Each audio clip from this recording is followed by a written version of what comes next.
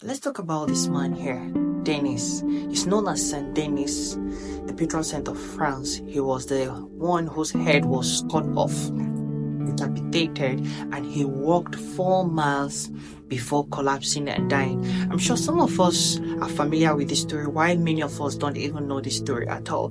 Please, before I begin the story, please click the notification button. Please give this video a thumbs up. Please subscribe for more videos so that when more videos come like this, you'll be notified and you'll be able to watch them. Here is the story of Saint Denis of France. In about 250 BC, Pope Fabian sent Denis, who is known as Saint Denis, on a mission to Gers to preach the gospel. Because back then, a lot of persons were not religious. What they do is to worship idols and bow down to deities and a lot of other things that they do. They don't know God. So Denis took it upon himself, went on this journey to preach the gospel. He dresses himself as a bishop and started offering masses. But he has 2 other companions, which were Rusticus and Eleutherus. I don't know how to pronounce them, but I'm sure that is how they pronounce them. So these other 2 companions with Denis, making them 3, went on this journey to preach the gospel in Gers. And about that time, there was an emperor known as Deus. Deus was the emperor as of then, and he kind of started hearing about Denis, how he preached the gospel, converting pagans to Christian, and a lot of other things that he was doing.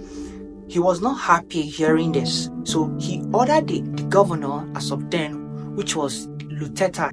He ordered him to force Denis to stop preaching the gospel and to convert, to start worshipping the deities and the idols. But Denis is not going to just agree to that. Because of his religious faith and belief, he refused to obey the command given to him by the governor, and the governor ordered for his execution and the 2 companions he was with. I think as of then, it was just 3 of them who were preaching the gospel, converting pagans to Christians. They were ordered to be punished and also to be killed. Their execution was to take place near the temple. I think the temple was known as the Temple of Mercury. The 3 of them were brought, and there were 3 of them were beheaded using 3 axes. But the most surprising thing that took place, that surprised everybody, was after Denis was beheaded, he stood up, his body stood up and picked up his head in his arms and started walking out of the execution place. It was known as the Hill of the Martyrs. That was where the execution took place. He walked from there into the village where he fell and then collapsed and died. It was said that he was guided by an angel that took these divine performances. But just like how Jesus was killed, crucified, and was buried, and he raised on the 3rd day, and they started lying that his body was stolen and all of that. That was the same story that came up later, that it's because the swordsman just chopped off close to the skull of Denis. That was why he didn't die completely. He was able to pick up his head and was still walking. It was said, a lot of things were said, but still, there is no way you can behead someone and the person will know where his head was and picked it up and still walk out of the execution place, and the head was kind of proclaiming the gospel, still praising God, still preaching the gospel before walking out of the execution site and before dying. This whole thing, back then a lot of persons will want to say that it's just a trick, it's magic and all of that, because they never believed in God. And it was said that he walked 2 to 4 miles out of the execution site before he fell and died.